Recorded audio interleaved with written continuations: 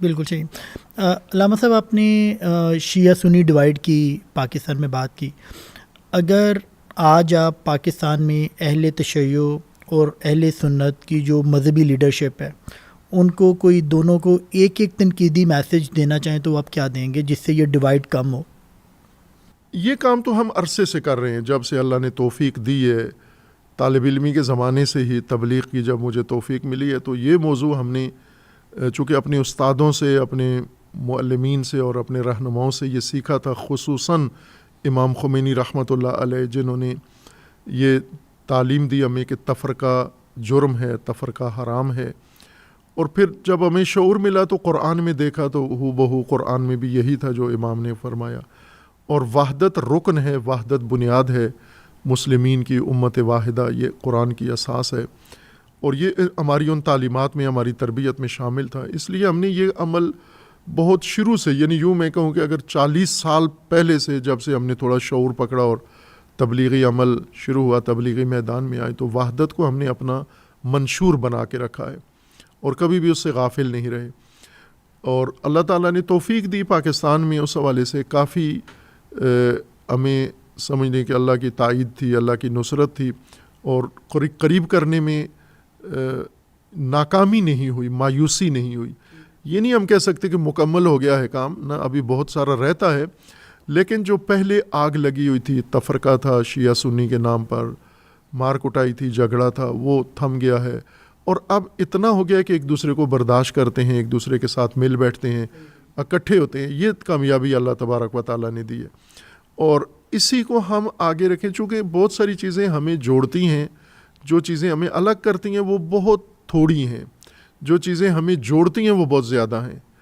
ہمارا توحید کا اعتقاد ایک ہے، ہمارا قرآن ایک ہے، ہمارے نبی ایک ہیں، ہمارے اہل البیت ایک ہیں، ہمارا روزہ ایک ہے، حج سب ایک ہے، کچھ سب ایک ہے، چیزیں ہمارا کوئی چیز الگ، کعبہ قبلہ ایک ہے، ہر چیز ایک ہے ہماری۔ تھوڑی سی ڈفرینس یہ ہے جو ہم امامت و خلافت کے مسئلہ میں ہے، اور یہ بھی، اس کا بھی رائے حل موجود ہے، چونکہ جن ہستیوں میں یہ فرق آیا تھا، امام علی علیہ السلام اور خلفائے راشدین، کہ امام علی خود بھی خلفائے راشدین میں ہیں اہل سنت کے اعتقاد کے مطابق، تو انہوں نے باہمی دور گزارا ہے۔ جب تین خلفاء کا دور تھا تو امام علی علیہ السلام اس دور میں موجود تھے، تو جس طرح امام علی علیہ السلام نے جو رویہ خلفاء کے ساتھ اختیار کیا ہے، وہی رویہ شیعہ کو اختیار کرنا چاہیے۔ اور امیر المومنین نے خلفاء کے خلاف کوئی جنگ نہیں کی، کوئی مارکا کھڑا نہیں کیا، باوجود اس کے کہ امیر المومنین کو اختلاف ضرور تھا، لیکن اس اختلاف کو بنیاد بنا کے اندرونی جنگ، اندرونی دشمنی، اندرونی خلفشار، بحران پیدا نہیں کیا، نہ ہی روزمرہ لعن طعن کی، نہ توہین کی، نہ گستاخی، نہ کچھ بھی نہیں کیا۔ یہ بعد میں بنو امیہ نے یہ تھیم داخل کیا، جب ان کی دور آیا، باری ملی، ان کو موقع ملا، تو انہوں نے یہ بحران کھڑا کیا۔ لہٰذا امیر المومنین علیہ السلام کو، علی علیہ السلام کو جو ہی حکومت ملی تو ان کے خلاف اندرونی طور پہ بحران کھڑے کرنا شروع کر دیے۔ چونکہ پہلے اگر کوئی بحران کھڑے کر سکتا تھا تو علی علیہ السلام تھے، اور انہوں نے نہیں کیا، لیکن جب علی علیہ السلام کی حکومت آئی، دوسروں کو اب سمجھوتا کرنا چاہیے تھا یا تعاون کرنا چاہیے تھا، انہوں نے نہیں کیا، اور باری باری یہ بحران کھڑا کیا۔ تو ہمارے پاس تاریخ میں یہ سند حجت بھی موجود ہے، مثلا شیعہ علی علیہ السلام کے پیروکار ہیں، تو جو علی علیہ السلام نے کیا ہے، جس کے بارے میں علی علیہ السلام نے خاموشی اختیار کی، آپ خاموش ہو جائیں، جس کا علی علیہ السلام نے احترام کیا ہے آپ احترام کریں، جس کے خلاف امیر المومنین نے جنگ کی آپ جنگ کریں، یہ شیعہ کا راستہ ہے۔ لیکن جس کا علی علیہ السلام نے احترام کیا ہے آپ اس کی بے احترامی کریں تو پھر آپ علی علیہ السلام سے الگ ہو جاتے ہیں۔ اسی طرح اہل سنت بھی ہیں کہ جو خلفاء نے یا صحابہ نے جو پیٹرن آپ کے لیے مقرر کیا ہے اس کو فالو کریں آپ۔